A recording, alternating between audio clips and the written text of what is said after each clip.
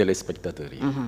jërëjëf loolu la ñu yaakaar man itam ma am mbégte lool nga dellu si waat ci jotaay bi Sénégal toll ci jamonoy reddition des comptes mun nañ ko waxee noonu daanaka ay bés bi yëpp moom la ñu waxtaanee tey rek li ñu mujjee dégg mooy am na yeneen fanweeri rapport yu doy waar yoo xam ne Cour des comptes génnee na ko wuuteeg yi mu njëkk a génnee te mu juróon coow muy poser kon problème mu bonne gouvernance te yéen GRADEC bonne gouvernance dafa bokk ci seen taxawaay gannaaw bi ñu publier rapport yooyu pour ba tey ñu nekk ci yoonu bonne gouvernance lan ngeen jàpp ne moom moo war a nekk premier acte yi président Bassirou Diomaye Faye di posé. waaw jërëjëf effectivement je pense que am na solo. rapport yi nga xam ne rapport de contrôle et de vérification de gestion wu. administration bi aussi bien muy administration centrale que muy administration décentralisée c'est-à-dire collectivités territoriales yi. que muy société parapublique yi dafa am ay kuréel yoo xam ne moom la fi yoon teg ñuy war a saytu saa yi saa ni nga xam ne noonu la ñu yoree liñ leen dénk alors rapport yooyu nag toogoon nañu ay at yoo xam ne yi muy IGE muy OFNAC di Cour des comptes génne wu ñu woon publier wu ñu woon rapport yooyu te même yi nga xam ne ñi ngi leen doon publier déggoon nañu président de la république bi fi nekkoon di Macky Sall ne am na rapport yoo xam ne j'ai mis mon coude j'ai mis le coude maanaam daal xool na ko daf ko téye ba ko journaliste yi laajee lu tax mu ne bu fekkee ne bii rapport boo ko génnee dafay tas réew mi wala day indi fitna jarul ñu koy génne wala jàpp nit koo xam ne boo ko tegee loxo day indi fitna voilà alors loolu nag bi mu ko waxee ak bi ñu gisee rapport yooyu nga xam ne génnul woon ak yi nga xam ne dañ ko génne woon mu téye ko yóbbu ko fa mu ko war a yóbbu muy justice loolu ca moment ba mu jotee critiqué nañ ko ñaawlu nañ ko bu baax dénoncé nañ ko également lu ñu mën defe naa ne ñii fi nekk tey aussi àndoon nañu ak ñun ak opposition bi di ko dénoncé donc ñoom bi ñu ñëwee effectivement je pense que bokk na ci li ñu njëkk a def fexe ba rapport yi génnul woon yëpp génn alors. loolu ñu ngi xaar ba tey yu IGE. waaw yu IGE am na yu ci génn. am na yu génn mais am na yu des.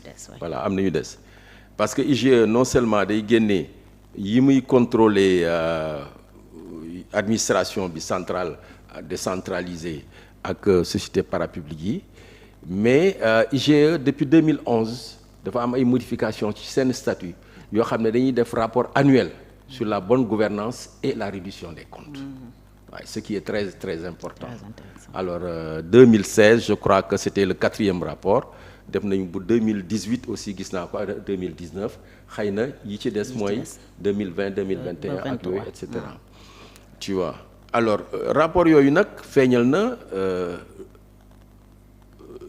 disons jalgati ak luubal bu bëree bëri waaw am naa yaakaar ne autorité yi fi nekk la ca war ci loolu danañ ko def maanaam dañu ko yóbbu ci yoon yi nga xam ne dañ ko war a yóbbu cour de discipline budgétaire ñu yóbbu ko foofa ñi ñu war a déglu ñu déglu leen bu amee ay sanctions yu ñu leen war a daan ñu daan leen ko ba ci tëj kaso ma ne ba ci kaso buy xaalis bu ñuy delloo ñu delloo ko bu fekkee ne kaso aussi la ñu kile alors yi ci war a dem aussi justice ñu envoyé ko justice bu ko defee justice ubbi instruction xóotal enquête yi suñu leen waree teg loxo ñu teg leen loxo alors mais je pense que dina am solo ñaari mbir loolu aussi ñii bu ñu ko defee mi ngi aju rek ci seen volonté politique comme aussi ñi fi nekkoon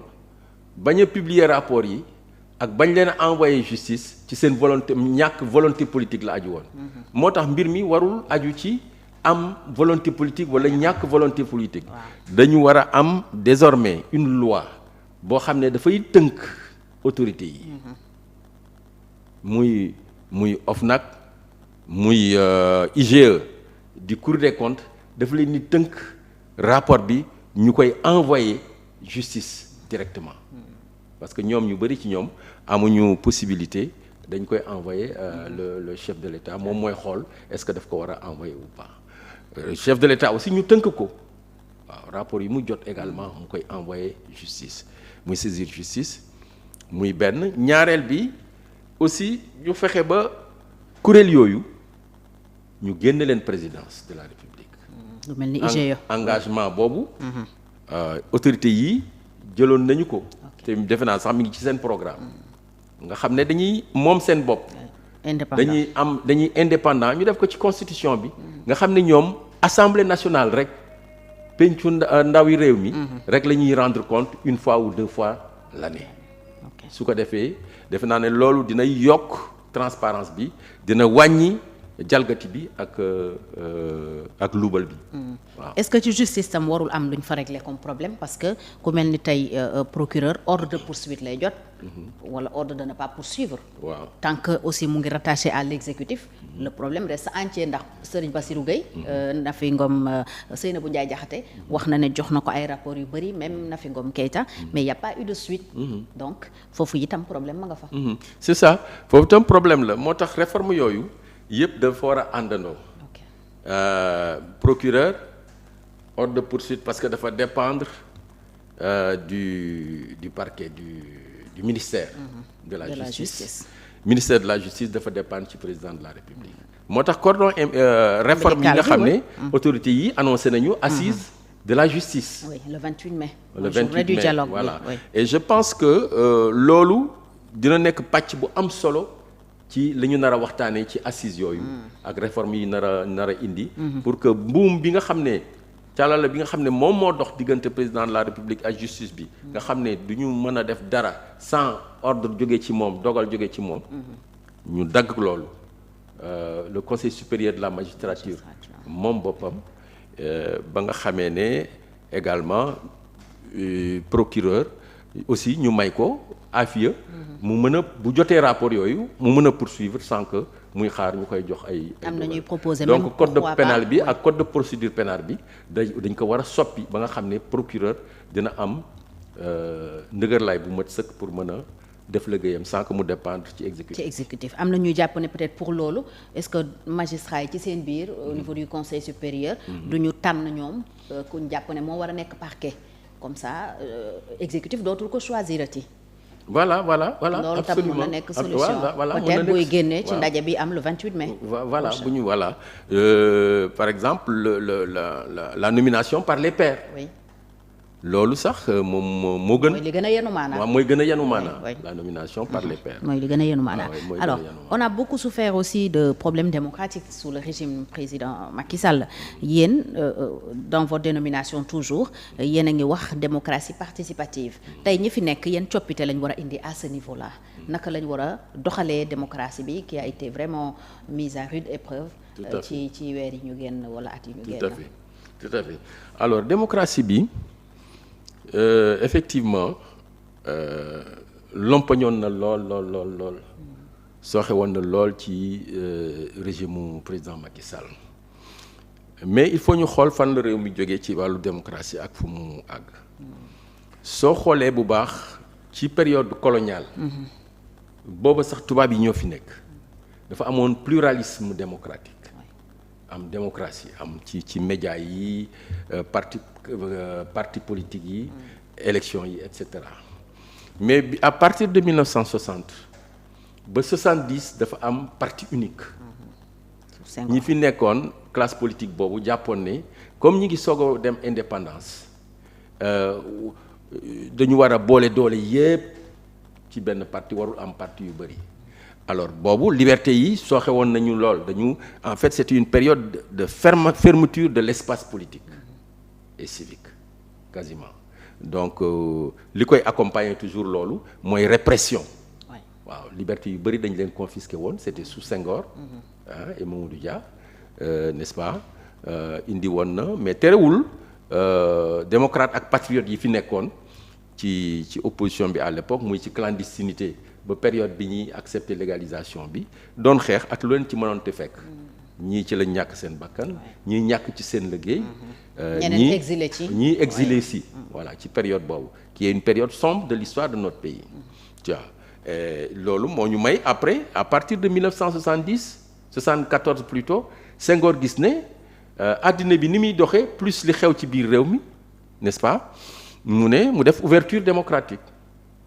commencé ko daal di autoriser 3 courants je crois courant socialiste yi communiste yi ak libéral bi Ablaye Wade ci la amee parti voilà après ñu admettre Boubacar Gueye conservateur qui avait dit que les conservateurs et cetera Senghor ne ko d'accord daal di def 4e courant mais bi Abdou Diouf ñëwee en 1980 n'est-ce pas dafa gën a yaatal loolu def pluralisme intégral donc mu am presse bi gën a yaatu parti yi gën a yaatu liberté yi dem mais période boobu nga xam ne Abdou Diouf ci la jël de 1980 ba 2000 aussi il faut dire que les libertés étaient encadrées parce que li ko waraloon surtout moo doon que période boobu dafa tombé ak ajustement structurel ak période de sécheresse réew mi nekk ci diggante yu jafe-jafe métti waaw liggéeykat yu bëri ñu dàq leen industrie yu bëri daal di tëj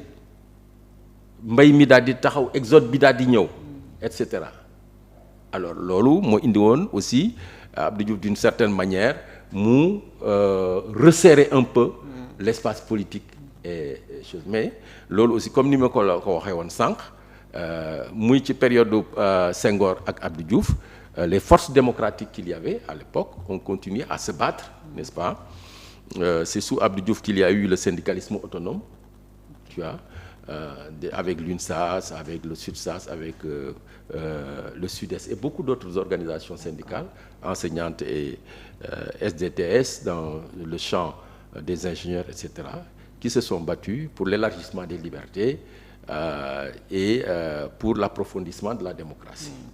Il y a eu des partis politiques également qui se sont battus comme le PIT à l'époque, la LD, le RND de Cheikh Anta Diop, etc.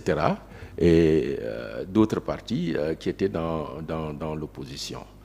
Alors, ba 2000 de 2000 à 2012 foofu aussi gis nañ ni Ablaye Wade dafa yaatal espace politique bi liberté yi ak démocratie bi muy ci wàllu foofu d'ailleurs lañ commencé wax véritablement de démocratie. voilà en fait liberté de marche mu def ko ci constitution bi télé yi mu gën a yaatal fréquence yi joxe presse écrite bi aussi daal di exploser vous voyez Assemblée nationale groupe bi il fallait 15 pour avoir un groupe parlementaire ñu indi ko à 12 pour favoriser toujours l'expression démocratique. Voyez. On a eu la parité etc ak beaucoup de choses vraiment sur le plan démocratique. Alors maintenant à partir de 2012 ba 2024 tout est parti de lorsque le président de la République a dit Macky Sall je vais réduire l'opposition à sa plus simple expression. Dès son arrivée au pouvoir. Il s'est employé à ça. Oui. Donc, il y a eu une période de fermeture progressive de l'espace politique et civique sur le plan démocratique. Et je pense que PASTEF, en tout cas, et ses partenaires du Yewwi en ont fait les frais pour l'essentiel et certains membres. Avant ñoom Khalifa Sall, Karim Wade, voilà. Tout ce qui était là comme opposant.